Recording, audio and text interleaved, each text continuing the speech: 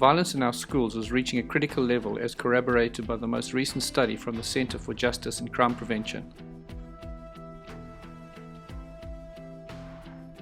In our Cape Town community, we know many schools that have had learners and teachers being shot or stabbed.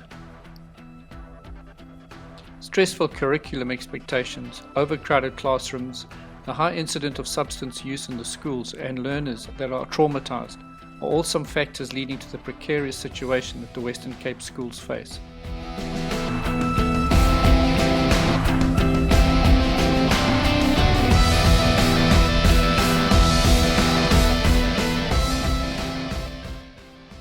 Our children in our schools are exposed to trauma on a daily basis, via their families, communities, and peers. They are susceptible to abuse, violence, bullying, and more on a regular basis. Children whose brains are in pain cannot learn. Adverse childhood experiences studies showed that children who have experienced trauma are unable to calm their brains and therefore are in a constant state of hyperarousal and unable to engage their cortical brain, which is needed to learn. Unless we teach our teachers how to reframe student behavior, our youth are at risk of dropping out of school, turning to gangs, using substances, and eventually landing in prison. We can save our youth from slipping into the school expulsion to prison pipeline. Our youth deserve the best chance in life, despite or regardless of their home, community, or economic situation. Creating a trauma-informed, sensitive school environment gives our children the opportunity to regulate and to engage in the academic side of school. When teachers take the perspective of a student, things really shift.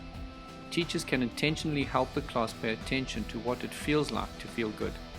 Enjoy positive emotions together as a community. The Hope House program teaches the school personnel, admin staff, teachers, security guards, etc. how to work with children who have been exposed to trauma.